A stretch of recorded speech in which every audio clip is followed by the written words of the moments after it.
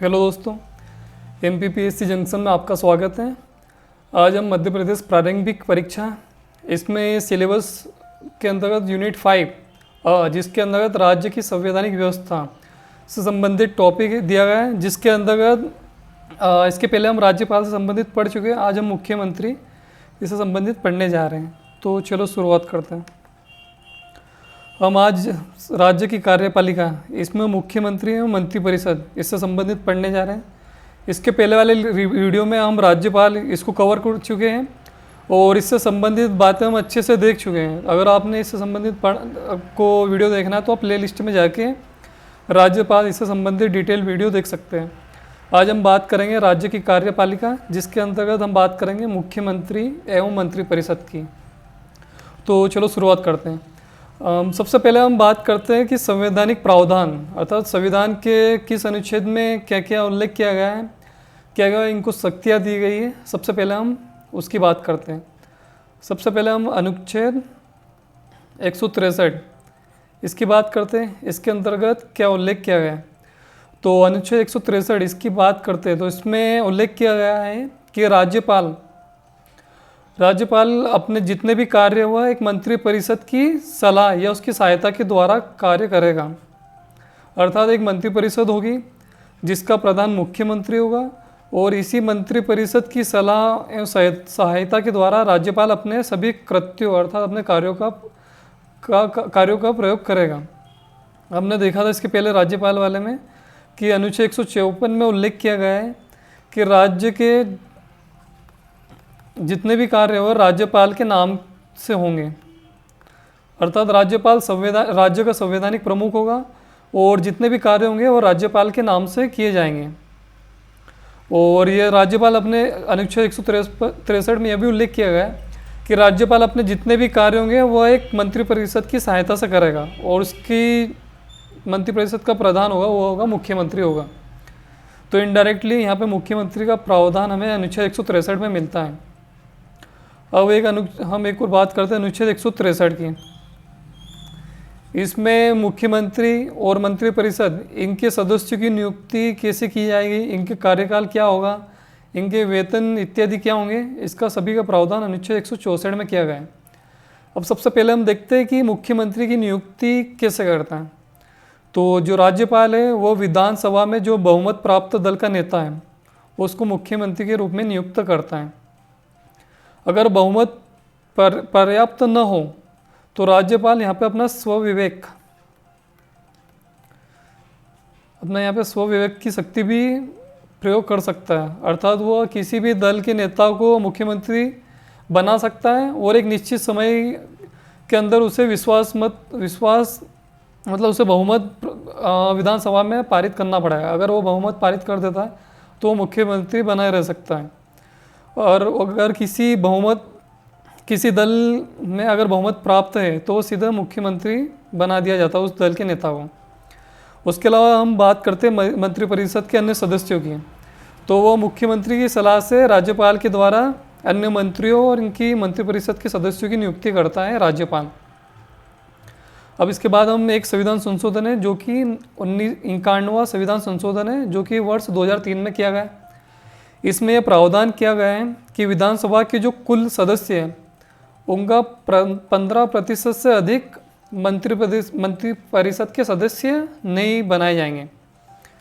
अर्थात अगर किसी विधानसभा में 100 सदस्य हैं तो उसका 15% होगा 15 सदस्य। अर्थात उस राज्य में 15 सदस्य से ज़्यादा मंत्रिपरिषद के सदस्य नियुक्त नहीं होंगे और ये जो संख्या है वह न्यूनतम 12 होगी। अर्थात न्यूनतम 12 सदस्य और अधिकतम 15% होंगे। अब हम ये देखते हैं कि जो मंत्रिपरिषद अर्थात ये विभागीय व्यवस्था, हम देखते हैं कि मंत्रिपरिषद में सभी मंत्रियों को अलग अलग विभाग सौंपे जाते हैं और वो उनसे संबंधित कार्य देखते हैं। अब ये विभागीय व्यवस्था है, इसकी पृष्ठभूमि देखी जाए तो ये सर्वप्रथम भारत शासन अधिनियम जो कि सन 1861 में पारित किया गया था। उस समय हमारे भारत में लॉर्ड कैनिंग वाइसराय थे। इसी के समय यह विभागीय व्यवस्था लागू की गई थी भारत के अंतर्गत, और इसे भारत की स्वतंत्रता के बाद इसको विधिवत रूप से हमने लागू किया है। अब हम एक और अनुच्छेद देखते हैं, अनुच्छेद 164 के अंतर्गत ही है, अनुच्छेद 164(4).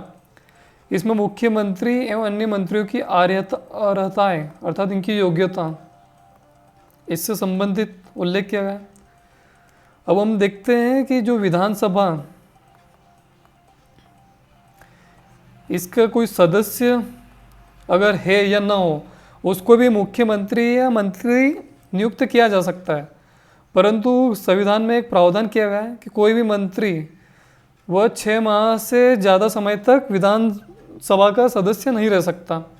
विधानमंडल इसका बिगैर सदस्यता के वह मंत्री या मुख्यमंत्री नहीं रह सकता, अर्थात उसे निश्चित तौर पर विधानसभा का सदस्य होना जरूरी है। अगर वो 6 माह से पूर्व इसका सदस्य नहीं बनता है तो मुख्यमंत्री या मंत्रिपरिषद से उसको पद त्याग करना पड़ेगा। जैसे हमने 2018 में देखा था कि कमलनाथ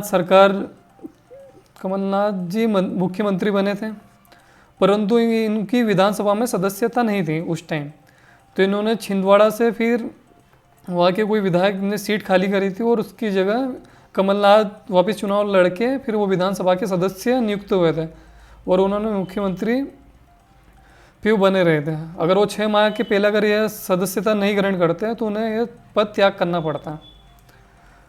अब हम मुख्यमंत्रियों और मंत्रियों की शपथ से संबंधित प्रावधान देखते हैं। हमको पता है जैसे राष्ट्रपति और राज्यपाल, इनका संविधान में उल्लेख किया गया है सीधे अनुच्छेद, जैसे राष्ट्रपति वो अनुच्छेद 60 में उल्लेख किया गया है कि राष्ट्रपति कैसे शपथ ग्रहण करेगा, और राज्यपाल से संबंधित प्रावधान हमने देखा 159 में। परंतु जो मुख्यमंत्री मंत्री ये विधानसभा सदस्य के रूप में शपथ ग्रहण करते हैं, और ये जो प्रावधान है यह 3री अनुसूची में दिया गया है और राज्यपाल इन्हें शपथ दिलवाते हैं।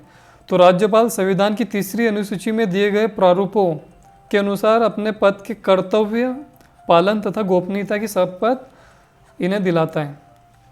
उसके बाद हम वेतन और भत्ते, इसका प्रावधान अनुच्छेद 164(5) में दिया गया है।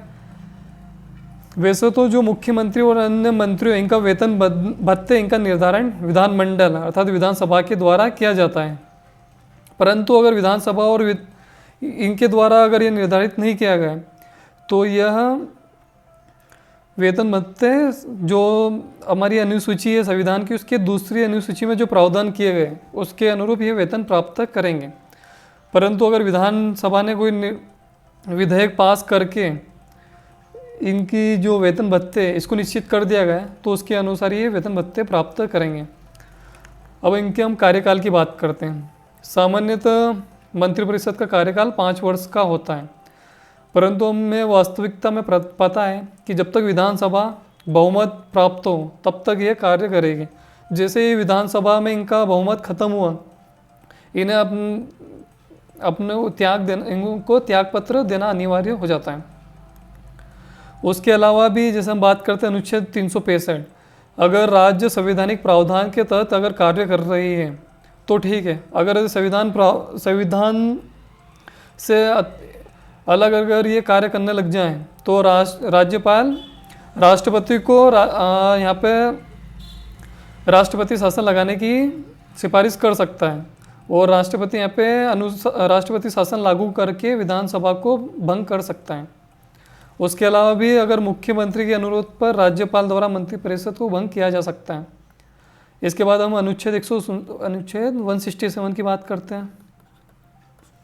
अनुच्छेद 167, इसमें उल्लेख किया गया है कि राज्यपाल को सूचना देने इत्यादि का मुख्यमंत्री का कर्तव्य, अर्थात जो भी कार्य प्रशासन से संबंधित मुख्यमंत्री के द्वारा कार्य किए जाएंगे उससे संबंधित सूचना राज्यपाल अगर मांगे तो वह मुख्यमंत्री को देना अनिवार्य है। उसके अलावा अगर कोई भी मंत्रिपरिषद का कोई मंत्री है, उसने कोई निश्चय अर्थात कोई भी कार्य से संबंधित निर्णय लिया है तो राज्यपाल द्वारा अपेक्षा की जाएगी कि वह परिषद के समक्ष विचार के लिए रखा जाए। अर्थात अगर कोई भी मंत्री है, उसने, समझ लो हम बात करते हैं शिक्षा मंत्री, अगर उसने राज्य में कोई भी शिक्षा से संबंधित कोई नया निर्णय लिया गया है कि शिक्षा में कुछ इस टाइप से परिवर्तन होना चाहिए, तो राज्यपाल मुख्यमंत्री को कहेगा कि ये जो मंत्री है ये अपना निश्चय परिषद के समक्ष रखें और यहाँ पे इस पर विचार विमर्श होगा, उसके बाद ही इसको लागू किया जाएगा। अब हम बात करते हैं मध्य प्रदेश के कुछ मुख्यमंत्री, ये बहुत आईएमपी है, इसको देखिएगा आप। अब सबसे पहले हम बात करते हैं रविशंकर शुक्ल। ये मध्य प्रदेश के प्रथम मुख्यमंत्री थे। इनकी जन्म की बात की जाए तो ये सागर जिले से संबंधित है। सागर जिले में रहली तहसील, इसके गुड़ा ग्राम में पंडित रविशंकर शुक्ला इनका जन्म हुआ था। और इससे पे अन्य एक फैक्ट देखते हैं, दिल्ली में जो संसद भवन है दिल्ली में स्थित, वहाँ पे पंडित रविशंकर शुक्ला की प्रतिमा विद्यमान है। उसके अलावा छत्तीसगढ़ की राजधानी रायपुर में स्थित विश्वविद्यालय का नाम भी पंडित रविशंकर शुक्ला के नाम पर किया गया। तो ये बहुत आईएमपी है हमारे पंडित रविशंकर शुक्ला, जो कि मध्य प्रदेश के प्रथम मुख्यमंत्री थे। इनका जन्म सागर जिले के गुड़ा ग्राम में हुआ था और छत्तीसगढ़ में एक विश्वविद्यालय जो कि इनके नाम पर रखा गया है। अब हम बात करते हैं भगवत राय मंडलावी, जो कि मध्य प्रदेश के दूसरे मुख्यमंत्री हैं। यहाँ पे देखने वाली बात है, ये प्रथम कार्यवाहक मुख्यमंत्री थे, अर्थात ये निर्वाचित होके नहीं आए थे। और जो रविशंकर शुक्ला है ये भी निर्वाचित नहीं थे। हम आगे आने वाले जो मुख्यमंत्री हैं उसमें हम देखेंगे कि कौन निर्वाचित सर्वप्रथम हुआ था। तो पहले हमारे मुख्यमंत्री रविशंकर शुक्ल, दूसरे भगवत राव मंडलोई, यह द्वितीय मुख्यमंत्री थे, परंतु ये कार्यवाहक मुख्यमंत्री थे। इनका जन्म खंडवा में हुआ था। अब हम बात करते हैं श्री कैलाशनाथ काटजू। इनका जन्म जावरा में हुआ था और ये मध्य प्रदेश के प्रथम निर्वाचित मुख्यमंत्री थे, श्री कैलाशनाथ काटजू। उसके अलावा हम इनकी दो महत्वपूर्ण पुस्तकें इनको देखते हैं। एक है माई पेरेंट्स और एक है रेमिनेंसेज एंड एक्सपेरिमेंट एंड एडवोकेसी। ये इनकी महत्वपूर्ण पुस्तकें हैं, अब इन्हें याद रखिएगा। इसके बाद हम एक अन्य मुख्यमंत्री की बात करते हैं, श्री द्वारका प्रसाद मिश्र को डीपी मिश्र भी बोलते हैं। ये एक स्वतंत्रता संग्राम सेनानी भी थे, एक राजनेता थे, एक पत्रकार हैं, साहित्यकार। हम जब साहित्यकार की बात करेंगे तब इनका उल्लेख भी देखेंगे, क्योंकि इन्होंने एक कृष्णायन, एक ये महत्वपूर्ण रचना है, एक महाकाव्य जो कि द्वारका प्रसाद मिश्र के द्वारा रचित किया गया था, इसका नाम है कृष्णायन। इसके अलावा इनकी लिविंग एन एरा जो कि इनकी आत्मकथा है। जन्म की बात की जाए तो इनका जन्म उन्नाव जो कि उत्तर प्रदेश में हुआ था, अर्थात ये मुख्यमंत्री थे मध्य प्रदेश के, परंतु इनका जन्म उत्तर प्रदेश में हुआ था। ये महत्वपूर्ण, आपको याद रखना है इसे। अब हम बात करते हैं अन्य मुख्यमंत्री की, जो है श्री नरेश चंद्र सिंह। ये भी बहुत आईएमपी, क्योंकि यह एकमात्र जनजातीय मुख्यमंत्री थे। मध्य प्रदेश के एकमात्र जनजातीय मुख्यमंत्री वो थे श्री नरेश चंद्र सिंह। इनकी कार्यकाल की बात की जाए तो 13 से 25 मार्च 1969 में, और ये मध्य भारत में सारगढ़ राज्य के शासक थे, तो इन्हें राजा नरेश चंद्र सिंह भी कहते हैं। उसके हम बात करते हैं श्री श्यामाचरण शुक्ल। ये पंडित रविशंकर शुक्ल हाँ, उनके बेटे हैं, उनके पुत्र श्री श्यामाचरण शुक्ल। और इन्हीं के कार्यकाल में सर्वप्रथम राष्ट्रपति शासन लगाया गया था 1977 में। उस समय जो हमारे राज्यपाल थे वो थे सत्यनारायण सिन्हा। और श्री श्यामाचरण शुक्ल की बात की जाए तो इनका जन्म रायपुर में हुआ था। उसके बाद हम देखते हैं हमारे अन्य मुख्यमंत्री श्री नरेश चंद्र सिंह, इनके बारे में हम देख चुके हैं, एकमात्र जनजातीय मुख्यमंत्री। उसके अलावा एक और मुख्यमंत्री श्री प्रकाश चंद्र सेठी। इनका कार्यकाल था 1972 से 1975। इनका जन्म हुआ था राजस्थान में झालावाड़, अर्थात ये भी मध्य प्रदेश से बाहर के मुख्यमंत्री हैं जिनका जन्म बाहर से हुआ था परंतु ये मध्य प्रदेश के मुख्यमंत्री रह चुके हैं, श्री प्रकाश चंद्र सेठी। और इससे महत्वपूर्ण एक और बात देखते हैं, मध्य प्रदेश के प्रथम योजना आयोग के अध्यक्ष भी ये थे।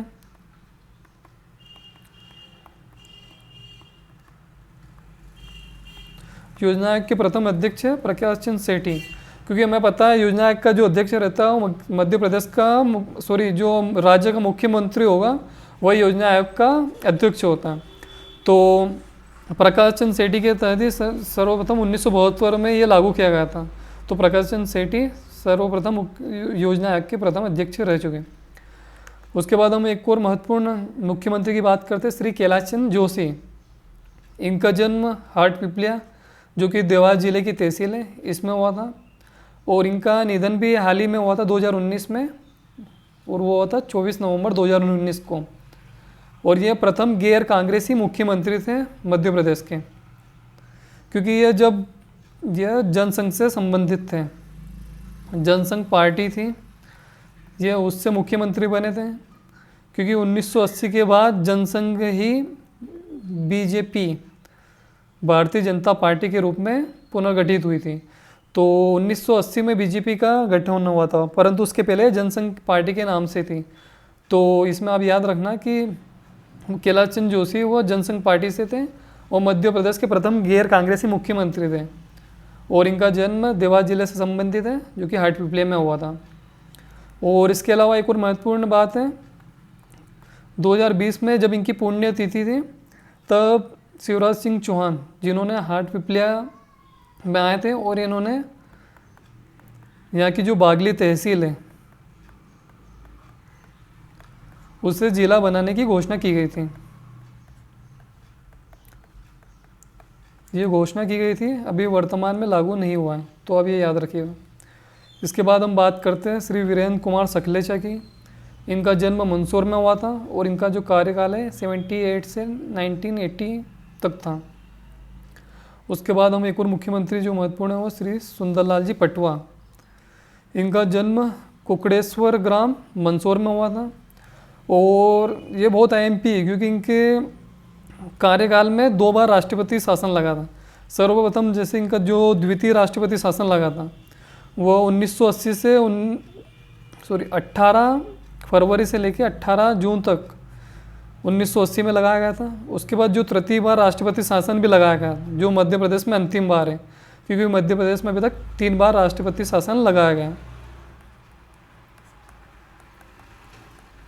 तो सर्वप्रथम जो पहला राष्ट्रपति शासन था हमने देखा था श्यामाचरण शुक्ला के टाइम पे, द्वितीय बार जो लग रहा है वो सुंदरलाल पटवा के कार्यकाल में, और जो तृतीय बार है वो भी सुंदरलाल पटवा इनके कार्यकाल में लगा।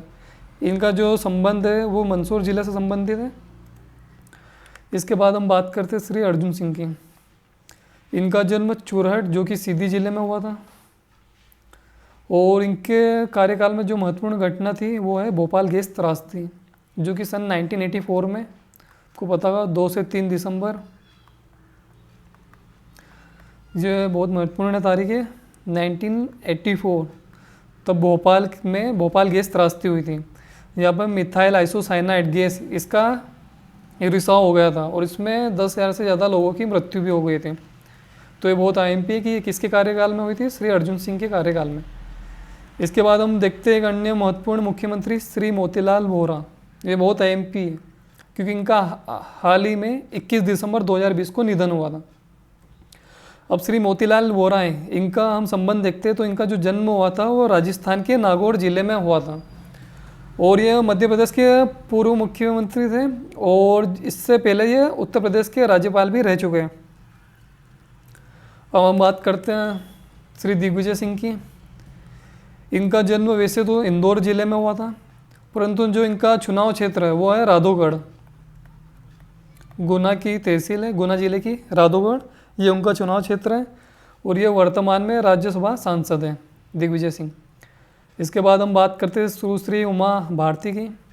ये मध्य प्रदेश की प्रथम महिला मुख्यमंत्री हैं, और इनका जन्म डुंडा गांव जो कि टीकमगढ़ जिले में आता है उसमें हुआ था, और इसके पहले भारत की जल संसाधन, नदी विकास एवं गंगा सफाई मंत्री भी रह चुकी हैं। अर्थात ये कैबिनेट मंत्री थी भारत सरकार की, परंतु बाद में उनको हटा दिया गया था। इनका संबंध टीकमगढ़ जिले से और मध्य प्रदेश की प्रथम महिला मुख्यमंत्री। अब इसके बाद हम बात करते हैं श्री बाबूलाल गौर की। इनको हम अन्य उपनाम से भी जानते हैं, इनका उपनाम था बुलडोजर। बाबूलाल गौर, इनको हम बुलडोजर उपनाम से भी जानते हैं। परीक्षा में इस टाइप के प्रश्न पूछे गए थे तो ये आईएमपी है। इनकी जन्म की बात की जाए तो इनका भी जन्म उत्तर प्रदेश में हुआ था और इनका भी निधन हाल ही में 2019 में भोपाल में हुआ था। 21 अगस्त 2019 को भोपाल में इनका निधन हो गया था, बाबूलाल जी गौर। इसके बाद हम हमारे वर्तमान मुख्यमंत्री श्री शिवराज सिंह चौहान, जो कि 29 नवंबर 2005 को सर्वप्रथम मुख्यमंत्री बने थे और इनका ये चतुर्थ कार्यकाल है। इसके पहले हम देख चुके हैं कि इसके बीच में श्री कमलनाथ जी का भी कार्यकाल था 2018 में, और इसके बाद फिर इनकी सरकार गिर गई थी क्योंकि इनका विश्वास बहुमत, विधानसभा में बहुमत खो चुकी थी इनकी सरकार। तो उसके बाद श्री शिवराज सिंह चौहान इनका वापस बहुमत में आने के बाद इनकी जो वर्तमान में जो सरकार है श्री शिवराज सिंह चौहान की, और यह तारीख थी 23 मार्च 2020 को, जब शिवराज सिंह चौहान इनका चतुर्थ कार्यकाल के लिए मुख्यमंत्री निर्वाचित हुए। उसके बाद श्री कमलनाथ जी, इनकी बात करते हैं। सबसे पहले इनकी जन्म की बात करते हैं तो इनका जन्म हुआ था कानपुर में, उत्तर प्रदेश, और उनका जो चुनाव क्षेत्र है वह छिंदवाड़ा, और ये 16वीं लोकसभा उसमें अस्थायी अध्यक्ष अर्थात ये प्रोटेम स्पीकर नियुक्त हुए थे। उसके बाद हम देखते हैं कि ये 9 बार सांसद रह चुके हैं, अर्थात लोकसभा सदस्य रह चुके हैं। 9 बार ये लोकसभा सदस्य रह चुके हैं, ये भी इनका अपने आप में एक रिकॉर्ड है। तो धन्यवाद। अगर आपको ये वीडियो पसंद आए तो प्लीज़ हमारे चैनल को सब्सक्राइब करें, और अगर आपको इसमें कुछ भी अगर डाउट इससे रिलेटेड तो प्लीज़ कमेंट बॉक्स में इससे संबंधित आप अपने सुझाव रख सकते हैं, और इससे संबंधित PDF आप टेलीग्राम ग्रुप से हम प्राप्त कर सकते हैं। और सिंपली @MPPSC जंक्शन ये सर्च करके भी आप हमारे ग्रुप से जुड़ सकते हैं सीधे। तो धन्यवाद।